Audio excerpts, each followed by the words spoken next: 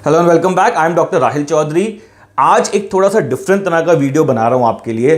Corona के चलते पूरी कंट्री में क्राइसिस, एक हैवॉक मचा हुआ है और मैं आजकल भी ओपीडी कर रहा हूं और मैं ये देखता हूं कई सारे पेशेंट्स के मन में अभी भी कई तरह के कंफ्यूजन है कोरोना को लेके, कोविड को लेके। अभी भी कहीं पे ट्रांसपेरेंट एक रिलायबल इंफॉर्मेशन नहीं अवेलेबल। बहुत सारे लोगों को कंफ्यूजन है कि फीवर आए तो क्या करना है, हमें कब हमें क्रोसिन या पैरासीटामोल की गोली खानी है, कब हमें हॉस्पिटल जाना है, कब हमें एडमिट होना है। ये रेमडेसिविर, आइवरमेक्टिन जिसके लिए हाहाकार मची हुई है कि मिल नहीं रही, फैबीफ्लू नहीं मिल रही, इनका क्या एक्चुअली कोई रोल है? कब हमें ऑक्सीजन सपोर्ट मिलेगी, कब आपको चेस्ट एक्सरे कराना है, कब आपको चेस्ट का सीटी स्कैन कराना है, कब आपको सेकंड टेस्ट कराना है, कब आपको अपने आप को आइसोलेट करना है, अपने नियर एंड डियर को कैसे बचाना है। बहुत सारे तरह के कंफ्यूजन अभी भी लोगों के मन में है। तो आज ये वीडियो बनाने का मेरा पर्पस है कि एक एक पॉइंट को उठाऊं और आपको सारा एक्सप्लेन करूं कि किस सिचुएशन में आपको कैसे एक्ट करना है ताकि आप ऑलरेडी प्रिपेयर्ड रहें अगर गॉड फॉरबिड किसी तरह की कैलामिटी आती है तो चलिए शुरू करते हैं। एक एक करके सारे क्वेश्चन हम डिस्कस करेंगे। तो सबसे पहला क्वेश्चन ये है कि अगर आपको 3 दिन से बुखार आ रहा है, 3 दिन से बॉडी में फीवर हो रहा है, आप दवाई ले रहे हैं, कुछ समय के लिए फीवर उतर जाता है, फिर फीवर चढ़ जाता है, तो क्या आपको कोरोना की टेस्टिंग करानी चाहिए?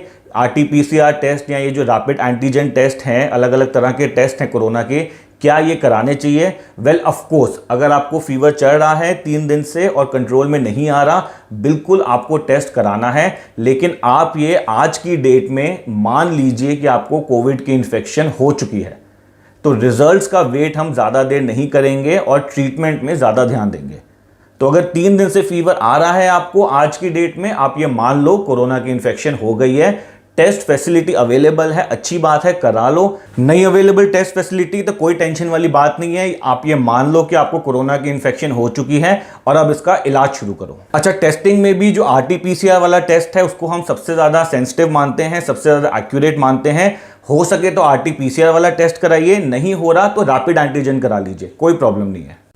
अच्छा, आपको यह भी समझना है कि मान लो आपने आरटीपीसीआर या ये कोविड का टेस्ट कराया, आपको 3 दिन से फीवर चल रहा था और टेस्ट नेगेटिव आ गया, इसका मतलब ये ज़रूरी नहीं है कि आप नेगेटिव ही हैं।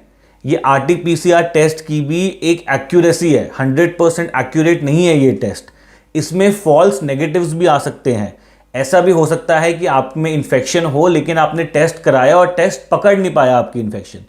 तो अगर फीवर आ रहा है, स्पेशली इस टाइम पे जिस टाइम इतना ज़्यादा फैला हुआ है पेंडेमिक ये कोविड का, आप ये मान के चलिए आपको कोविड हो गया है और उसके अकॉर्डिंगली अपना ट्रीटमेंट करिए।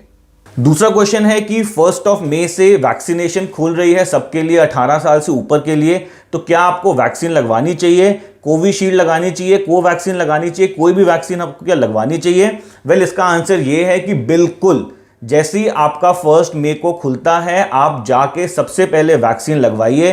कोविशील्ड मिले कोविशील्ड लगवाइए, कोवैक्सीन मिले कोवैक्सीन लगाइए, कोई और वैक्सीन मिले उसको लगवा लीजिए, लेकिन जो वैक्सीन मिलती है इस समय पर लगा लीजिए।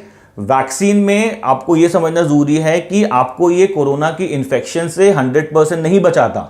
वैक्सीन लगवाने के बाद भी कोरोना हो सकता है, लेकिन वैक्सीन का यह फायदा हो जाता है कि बहुत सीवियर वाला कोरोना जो होता है, जिसमें बहुत ही पेशेंट की हालत खराब हो जाती है, ऑलमोस्ट डेथ बेड पे आ जाता है, मरने वाली हालत हो जाती है, उस हालत तक वैक्सीन पहुंचने नहीं देती।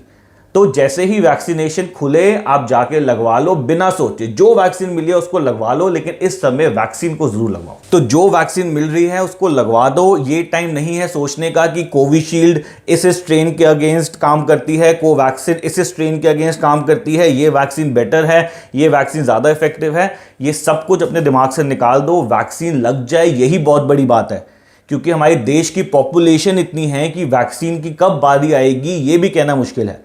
तो जो मिल रही है इस टाइम पे सेफ्टी के लिए लगवाओ और अपने आप को सेफ करो। अच्छा, इस वीडियो में मैं ये सब बातें नहीं कर रहा कि आपको मास्क पहनना है, आपको सैनिटाइजर यूज करना है, आपको 2 गज की दूरी रख, ये सब कुछ इस समय तक सबको ऑलरेडी पता है, तो इसमें हम इंफोसिस नहीं देंगे। अब सेकेंड बात ये है कि मान लो आपको फीवर आ रहा है और आपने अपना कोविड का टेस्टिंग कराया, कोरोना की टेस्टिंग कराई, आरटीपीसीआर टेस्ट कराया और वो पॉजिटिव आ गया, आपको कोविड पॉजिटिव हो गया। अब क्या करना है?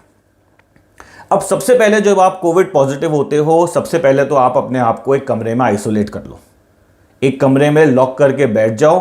कमरे से बाहर निकलना है तो मोटा सा मास्क पहन के निकलना है, एक मास्क के ऊपर 2 पहन लो, लेकिन अपने आप को कमरे के अंदर आइसोलेट कर दो और बाकी घर में जो भी रहते हैं उनका टेस्ट कराओ। अब अगर सारे घर में पॉजिटिव हो गए तो आइसोलेशन की जरूरत नहीं है। आप सारे, हाँ ऑफ कोर्स घर के अंदर रहना है, घर के बाहर नहीं निकलना, लेकिन आप सारे घर में इकट्ठे बैठ सकते हो, तब कोई प्रॉब्लम नहीं है। लेकिन अगर एक इंसान पॉजिटिव हुआ है तो उसको अपने आप को आइसोलेट कर लेना है, एक कमरे में बिल्कुल अपने आप को बंद कर लो। अब दिन में 4 बार अपना फीवर टेस्ट करो। एक थर्मोमीटर फार्मेसी से खरीद के घर पे अभी से रख लो। दिन में 4 बार अपना फीवर टेस्ट करो। फीवर 100 से ऊपर होता है, एक पैरासीटामोल की गोली खा लो। पैरासीटामोल की गोली कितनी खा सकते हो? दिन में 4 बार खा सकते हो, कोई टेंशन वाली बात नहीं है। एक पल्स ऑक्सीमीटर खरीद के घर पे रख लो। पल्स ऑक्सीमीटर किसी भी फार्मेसी पे मिल जाएगा, अमेजोन पे मिल जाएगा। इस तरह का इंस्ट्रूमेंट होता है ये छोटा सा, इसको आप अपनी उंगली पे लगाते हो और ये बताता है कि आपकी ऑक्सीजन सैचुरेशन कितनी है। एक पल्स ऑक्सीमीटर खरीद के रख लो, दिन में 4 बार टेस्ट करो। अगर ऑक्सीजन 94 से ऊपर है तो कोई टेंशन लेने वाली बात नहीं है। घर पे रहो, अच्छा खाना खाओ, हेल्दी खाना खाओ, खाने में ऐसी कोई मेजर मॉडिफिकेशन करने की ज़रूरत नहीं है। और बहुत सारे फ्लूइड्स लो, नींबू पानी, नारियल पानी, आइस टी, पानी, अपना ORS सोल्यूशन, बहुत सारे फ्लूइड्स लो। बस फ्लूइड्स लेते रहो, पैरासीटामोल की गोली खाते रहो, बुखार कंट्रोल में रखो और अपना मॉनिटर करते रहो, बस और कुछ नहीं करना। तो अगर आप कोविड पॉजिटिव आ गए हो, फीवर चल रहा था, अपने आप को घर में बंद कर लो, पैरासीटामोल की गोली खानी शुरू कर दो, टेम्परेचर को दिन में 4 बार चेक करते रहो, पल्स ऑक्सीमीटर खरीद लो, अपनी ऑक्सीजन चेक करते रहो। ऑक्सीजन 94 से ऊपर है, कोई टेंशन वाली बात नहीं है, घर में रेस्ट करो, कुछ दिनों में ये ठीक हो जाएगा। अच्छा, फिर जो क्वेश्चन आता है वो ये आता है कि क्या हमें कोई ब्लड टेस्ट कराने हैं अगर हम कोविड पॉजिटिव आ गए तो? देखिए, माइल्ड केस है, आपको कोई ब्लड टेस्ट कराने की ज़रूरत नहीं है। ज़बरदस्ती इधर उधर लैब्स में फ़ोन करके ब्लड टेस्ट को नहीं देने की ज़रूरत। अगर मॉडरेट टू सीवियर होगा तो आपको वैसे ही इतनी प्रॉब्लम होनी शुरू हो जाएगी कि डॉक्टर अपने आप ही आपको ब्लड टेस्ट लिख देगा। तो आपको खुद अपने आप को सेल्फ प्रिस्क्राइब कुछ भी नहीं करना। बेसिक सा फीवर आ रहा है, ऑक्सीजन सैचुरेशन अच्छी है, कोई टेस्ट की ज़रूरत नहीं है। जो मैंने आपको पहले बताया वीडियो में, बस उसको फॉलो करते रहो। 14 दिन का आइसोलेशन हो गया, एक RT-PCR टेस्ट करा लो। RT-PCR टेस्ट नेगेटिव आ गया, बहुत बढ़िया, अपने काम पे लग जाओ। लेकिन तब भी सारी प्रिकॉशन लेनी है, दोबारा इन्फेक्शन फिर से हो सकती है, तो तब भी मास्क पहनना है, सैनिटाइजर यूज़ करना है, 2 गज की दूरी रखनी है। लेकिन मान लीजिए 14 दिन का आपने आइसोलेशन करा, RT-PCR कराया और वो पॉजिटिव आ गया, तो भी ऐसी कोई टेंशन लेने की ज़रूरत नहीं है। अभी वायरल लोड बहुत कम हो चुका है, विरुलेंस कम हो चुकी है, आप नॉन इन्फेक्टिव हो चुके हो, अपने काम पे जाओ, अपना काम करो। अगर तबीयत ठीक है, हाँ मास्क ज़रूर पहन के रखो, अपना सैनिटाइजर, 2 गज की दूरी, ये सारे प्रिकॉशंस तो तब भी रखने ही रखने हैं। अच्छा, अब नेक्स्ट क्वेश्चन ये है कि मान लो फीवर तो सबसे मेन सिम्टम है कोरोना में, लेकिन इसके साथ साथ और कोई प्रॉब्लम आ रही हो। तो मान लो जैसे आपकी गले में खराश हो रही हो, तो कुछ नहीं करना, पानी लेना थोड़ा सा गर्म, उसमें नमक डालना, थोड़े दिन में 2 बार, एक सुबह एक शाम, थोड़ा गार्गल कर लेना, ठीक हो जाएगा। ज़रूरी नहीं है आपको इतनी छोटी सी प्रॉब्लम के लिए हॉस्पिटल जाना है, इसको घर में भी ठीक कर सकते हैं। मान लीजिए अगर आपके पास अराउंड कोई फार्मेसी वगैरह है, एक बीटाडीन का गार्गल होता है, उसको ले आओ, उसको करना शुरू कर दो, गले की खारिश ठीक हो जाएगी। मान लीजिए बहुत छींक आ रही है, बार बार छींक आ रही है, नाक से पानी बह रहा है, कोई टेंशन वाली बात नहीं है, एक सेट्रिजिन की गोली रात को सोने से पहले 10 मिलीग्राम की खा लो, 3-4 दिन खा लो, ठीक हो जाओगे। मान लो बहुत खांसी आ रही है, लेकिन खांसी सूखी खांसी है, उसमें बलगम नहीं है, तो मॉन्टेर LC की एक गोली रात को सोने से पहले खा लो, दिन में 3 दिन। या मान लो खांसी बहुत आ रही है, खांसी में बलगम भी आ रहा है, तो ब्रोजेडेक्स का सिरप ले लो, एक दिन में 3 बार पीना है, 1 चम्मच, 3 दिन के लिए पी लो, वो भी ठीक हो जाएगा। मान लो बहुत डायरिया हो रहा है, लूज मोशन हो रही है, तो ORS पियो। ORS सोल्यूशन इलेक्ट्रॉल करके आता है, बहुत कॉमनली मार्केट में, वो पाउडर सा होता है, उसको पाउडर को पानी में मिलाओ, जैसे ही लूज मोशन होती है 1 ग्लास पी लो। या फिर घर पे बना लो ORS, थोड़ा सा पानी लो, उसमें 1 चम्मच नमक डालो, 1 चम्मच चीनी डालो, अच्छे से घोलो और पी जाओ, कोई इसमें छोटी छोटी प्रॉब्लम के लिए इस समय हॉस्पिटल जाने की ज़रूरत नहीं है। हॉस्पिटल ऑलरेडी बहुत ओवरबर्डन्ड है इस टाइम पे। इन छोटी छोटी चीज़ों का इलाज घर पे किया जा सकता है। अच्छा, बाकी लोग जिनकी ऑलरेडी दवाइयाँ चल रही हैं, मान लीजिए बीपी की दवाई चल रही है, डायबिटीज़ की दवाई चल रही है, डिप्रेशन की दवाई चल रही है, कोई और किसी तरह की दवाई चल रही है, उनको आप कंटिन्यूस खाते रहें, उनको नहीं रोकना है। जो आपको अलग दवाइयाँ खानी है इन प्रॉब्लम के लिए वो तो खाइए, लेकिन जो पुरानी दवाइयाँ चल रही हैं उनको रोकना नहीं है। कई सारे पेशेंट्स में मैं ये देखता हूँ कि अपनी पुरानी दवाइयों को वो रोक देते हैं नई दवाइयाँ खाने के लिए। ऐसा बिल्कुल नहीं करना, नहीं तो वो वाली प्रॉब्लम जो दवाइयों से कंट्रोल करी हुई थी, पुरानी प्रॉब्लम, वो आनी शुरू हो जाएगी और फिर हमें हॉस्पिटल भागना पड़ेगा। तो वो दवाइयाँ चलती रहेंगी, ये दवाइयाँ एडिशन है। अच्छा, अब नेक्स्ट क्वेश्चन है कि आपको हॉस्पिटल कब जाना है। देखिए, अगर आपकी ऑक्सीजन सैचुरेशन, मैंने बताया था ये इंस्ट्रूमेंट एक ले लो, ये बहुत काम आएगा आगे। ऑक्सीजन सैचुरेशन 94 से कम हो जाती है, 93, 92, 90, या सांस फूलने लगती है, ब्रेथलेसनेस होने लगती है, बिना सोचे समझे सीधा हॉस्पिटल पहुंच जाओ। फिर ये सब तोड़ के काम नहीं आते कि उल्टे लेट जाओ या लंबी लंबी सांस लो, प्राणायाम करो, ये करो, वो करो, सब फालतू की चीज़ें हैं। ऑक्सीजन सैचुरेशन 94 से नीचे गई या सांस फूल रही है, इमीडिएटली हॉस्पिटल पहुंच जाओ बिना सोचे समझे। अच्छा, कुछ पेशेंट्स को मैंने देखा है उनकी रिपोर्ट कोविड पॉजिटिव आ जाती है तो वो भागते हैं कि भाई अब चेस्ट सीटी कराना है या चेस्ट का एक्सरे कराना है, या वो फार्मेसी में पहुंच जाते हैं, फैबीफ्लू दे दो हमें, फैबीफ्लू एक मेडिसिन है, या हमें डॉक्सीसाइक्लिन दे दो, आइवरमेक्टिन दे दो, रेमडेसिविर दे दो। देखिए, इन सब के पीछे भागने की ज़रूरत नहीं है। अभी भी किसी भी मेडिसिन का प्रॉपरली प्रूवन रोल नहीं है। एक तरह से अभी भी प्रोटोकॉल्स बहुत ज़्यादा चेंज हो रहे हैं। पहले हाइड्रोक्सीक्लोरोक्विन का प्रोटोकॉल आया, फिर आइवरमेक्टिन का प्रोटोकॉल आया, फिर अब कह रहे हैं क्लोरोक्विन फिर काम करेगी, फिर इसका आया, रेमडेसिविर का आया, प्लाज्मा थेरेपी आई कि प्लाज्मा लेके आओ, हम प्लाज्मा वो डालेंगे। देखिए, इन सब का कोई प्रूवन रोल अभी तक नहीं है।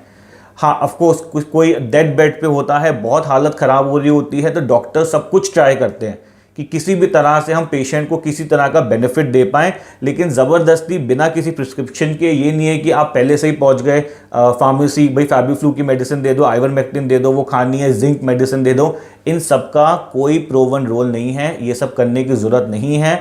ज़बरदस्ती अपने आप को एक्सर्ट करने की ज़रूरत नहीं है। घर पे बैठिए, रिलैक्स करिए, कोई सीटी वगैरह कराने की ज़रूरत नहीं है। HRCT वगैरह बहुत पॉपुलर हुआ हुआ है कि HRCT कराएंगे, इन सब की ज़रूरत नहीं है। आराम से घर पे बैठिए। HRCT वगैरह उन लोगों में ज़रूरत होती है जो बहुत ज़्यादा सीवियर हो जाते हैं।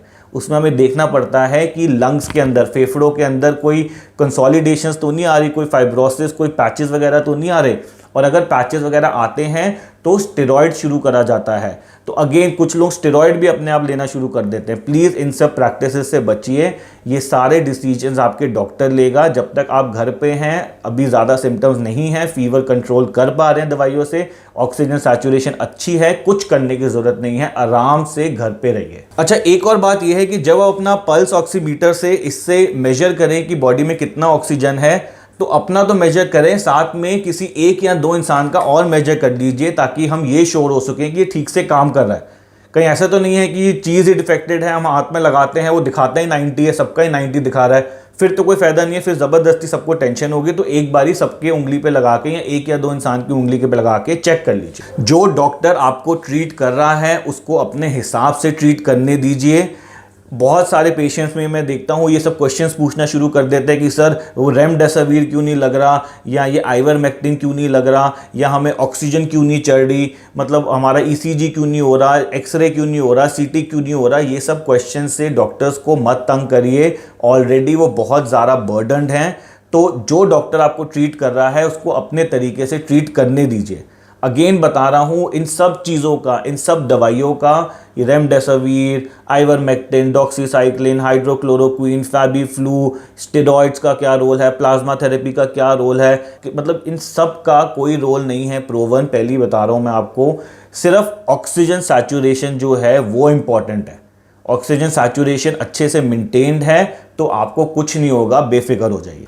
तो क्योंकि इन सब दवाइयों का लिमिटेड रोल है या फुली अंडरस्टूड इनका रोल नहीं है, तो किस पेशेंट को कौन सी दवाई देनी है, किसको आइवरमेक्टिन देना है, किसको जिंक देना है, किसको रेमडेसिविर देनी है, किसको स्टेरॉइड देना है, किसको ऑक्सीजन देनी है, किसको वेंटिलेटर में डालना है, किसको पॉजिटिव प्रेशर ऑक्सीजन देनी है, किसको नॉर्मल फ्लो वाली ऑक्सीजन देनी है, ये सारा डिसीजन आप अपने डॉक्टर पे छोड़ दीजिए, क्योंकि ये पेशेंट टू पेशेंट वेरी करेगा।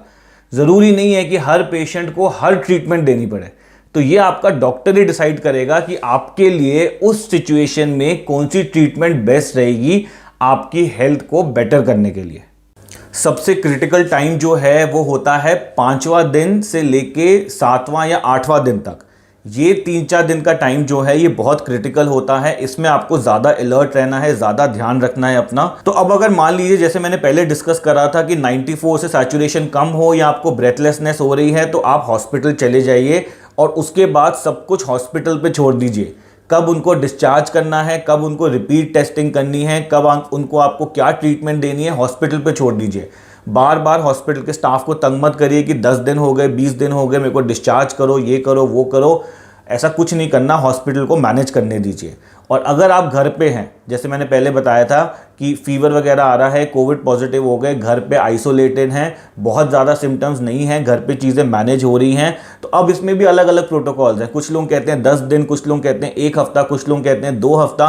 तो इसमें आप लंबा वाला पीरियड ले लीजिए, अपने आप को 2 हफ्ते के लिए आइसोलेट कर दीजिए, उसके बाद दोबारा काम पे लग जाइए। अच्छा, ये भी समझना ज़रूरी है आपको कि एक बारी आपको कोविड की इन्फेक्शन हो गई, एक बारी आप कोविड से संक्रमित हो गए, तो ऐसी कोई गारंटी नहीं है कि आपको दोबारा कोविड नहीं हो सकता। बिल्कुल दोबारा कोविड हो सकता है। और ऐसी भी कोई गारंटी नहीं है कि अभी मुझे कोविड हुआ तो मेरे अंदर तो जी एंटीबॉडीज़ आ गई हैं, अब मैं 1 महीना 1.5 महीना मुझे कोई इन्फेक्शन नहीं हो सकती, तो मास्क पहनना बंद और बिल्कुल आपने सारे प्रोटोकॉल्स तोड़ दिए। ऐसा कुछ भी नहीं है। इन चीज़ों का कोई अभी तक बिल्कुल मतलब मैं आप ये समझ लो, इन चीज़ों का कोई पुख्ता सबूत नहीं है अभी तक। तो आप ये मान के चलिए कि अगर आपको एक बार इन्फेक्शन हो गई तो दूसरी बार भी हो सकती है।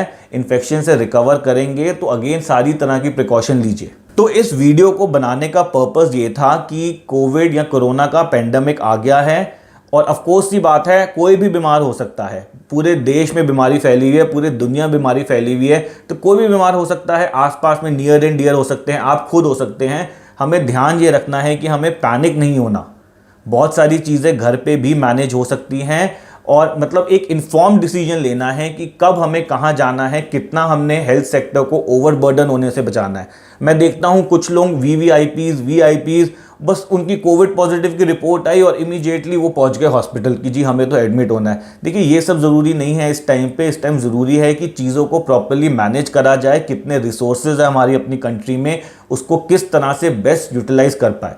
नहीं तो फिर एंड ऑफ द डे वही होगा कि पूरे देश में लॉकडाउन लग जाएगा, फिर एक ऑलरेडी क्राइसिस आया हुआ कोविड का, इकोनॉमिक क्राइसिस और हो जाएगा और सारी चीज़ें खराब हो जाएंगी। तो आई एम श्योर कि इस वीडियो से आपको काफ़ी इन्फॉर्मेशन मिली होगी। प्लीज़ थोड़ा सा इसको अपने फ्रेंड्स वगैरह से शेयर करिए ताकि उनको एक इन्फॉर्म्ड डिसीजन ले पाए, एक नॉलेजेबल डिसीजन ले पाए कि किस सिचुएशन में करना क्या है और कैसे आगे प्रोसीड करना है इस पेंडेमिक में। तब तक के लिए thank you very much, I will be back soon. और प्लीज़ ये सब मत करिए। मेरे पास रोज़ मेरे फ्रेंड्स के फ़ोन आते हैं या मेरे कुछ नोन टू के फ़ोन आते हैं कि डॉक्टर साहब वो रेमडेसिविर अरेंज हो जाएगी, डॉक्टर साहब आइवरमेक्टिन अरेंज हो जाएगी, डॉक्टर साहब प्लाज्मा के लिए। रोज़ मैं फेसबुक पे देख रहा हूँ प्लाज्मा थेरेपी, ये वो। अगर आपको हो जाती है इन्फेक्शन और आपके केस में ये सब अरेंज नहीं हो पा रहा क्योंकि ऑलरेडी इतनी शॉर्टेज हो गई है, तो घबराने की बात बिल्कुल नहीं है। इन चीज़ों का कोई प्रूवन रोल अभी तक नहीं मिला है। ये एक तरह से कुछ स्टडीज़ के ऊपर जितना हम लोग कर पाए, 1 महीने 1 साल में जितना स्टडी कर पाए, उसके बेसिस पे हम लोग कोशिश करते जा रहे हैं कि कैसे बेस्ट से बेस्ट ट्रीटमेंट दे सकें। लेकिन एक्चुअली इन सब का कोई प्रूवन रोल नहीं है अभी तक। तो ये नहीं है कि मतलब बहुत मैं देखता हूँ इधर उधर लोग ब्लैक में बेच रहे हैं, डबल प्राइस में रेमडेसिविर बिक रही है, ऐसा सुनने में आया। प्लीज़ इस तरह की चीज़ें मत करिए। एक इन्फॉर्म्ड डिसीजन लीजिए, अपनी जागरूकता को बढ़ाइए ताकि इस सिचुएशन ऑफ क्राइसिस में हम सब लोग बाहर निकल सकें और अपनी लाइफ को और बेटर कर सकें। Thank you very much for watching this video and I will be back soon. और कोई भी मन में क्वेश्चन आ रहा है इससे रिलेटेड तो प्लीज़ कमेंट सेक्शन में पूछो।